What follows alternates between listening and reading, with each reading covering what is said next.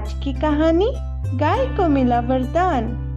एक बार की बात है, एक बहुत सुंदर जंगल था। उस जंगल के पास ही में एक गांव भी था। उस गांव में वृंदा नाम की एक गाय अपने बछड़े डुग्गू के साथ रहती थी।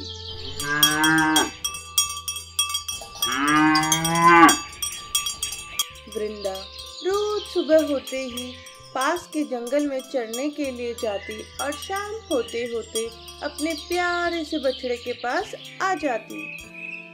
एक दिन वृंदा घास खाते हुए जंगल में काफी दूर निकल गई।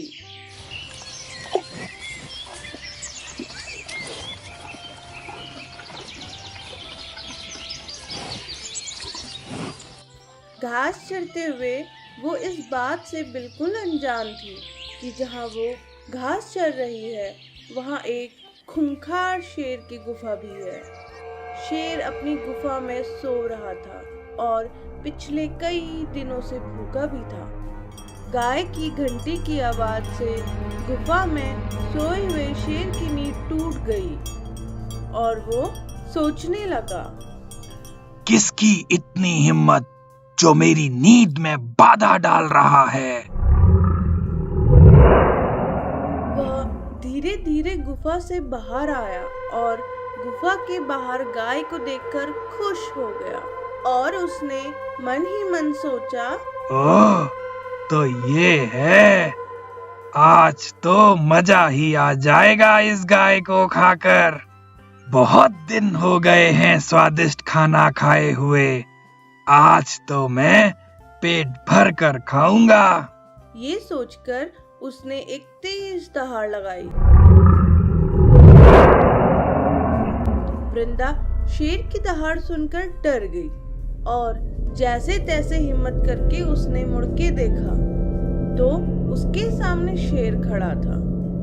शेर ने फिर से दहाड़ लगाई और वृंदा से बड़े ही शायराना अंदाज में कहा, मैं घूमा दर बदर फिर भी शिकार न मिला उधर। लगता अच्छी किस्मत नहीं है तुम्हारी जो खुद चलकर आए गली हमारी। ओ प्यारी, ना कर कोई होशियारी क्योंकि अब जान आफत में है तुम्हारी। मैं कई दिनों से भूख से था परेशान, लेकिन देख तुम्हें मिल गया मुझे मेरी भूख का समाधान।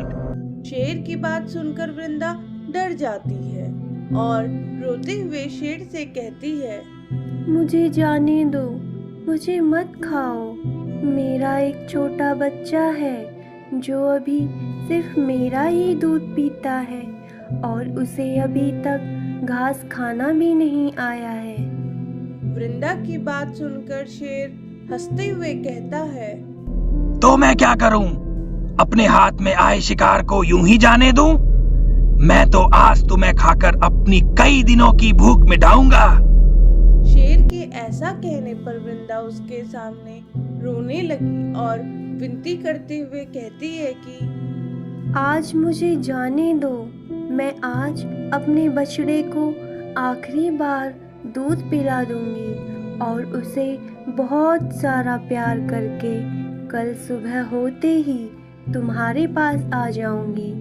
फिर तुम मुझे खा लेना और अपना भूखा पेट भर लेना।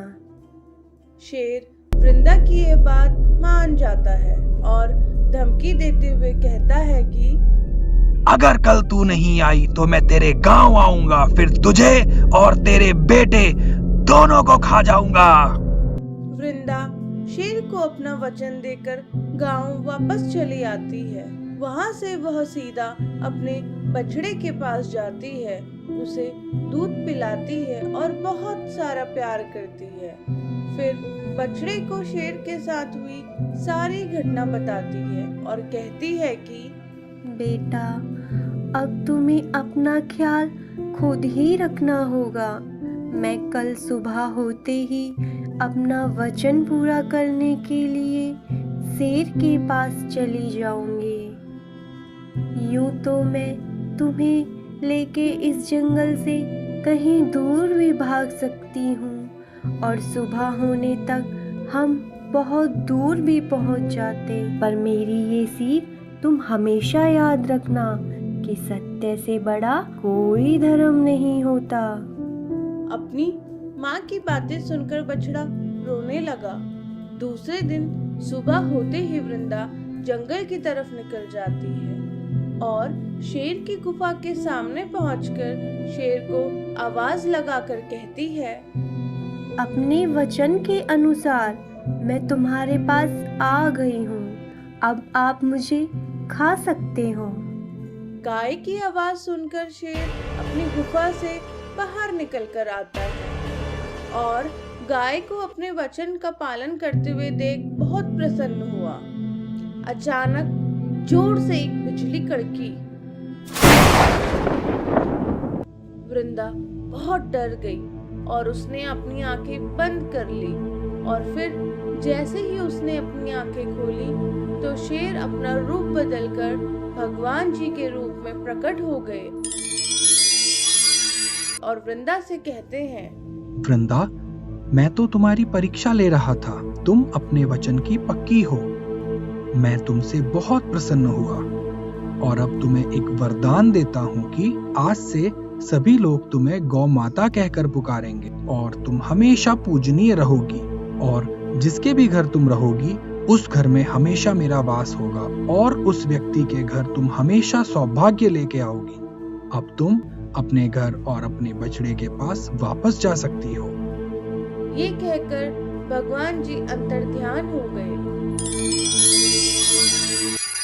फिर वृंदा खुशी खुशी अपने घर लौट आई और फिर गौ माता ने सबको यही शिक्षा दी कि हमें हमेशा अपने वचनों पर और फैसलों पर अड़िग रहना चाहिए।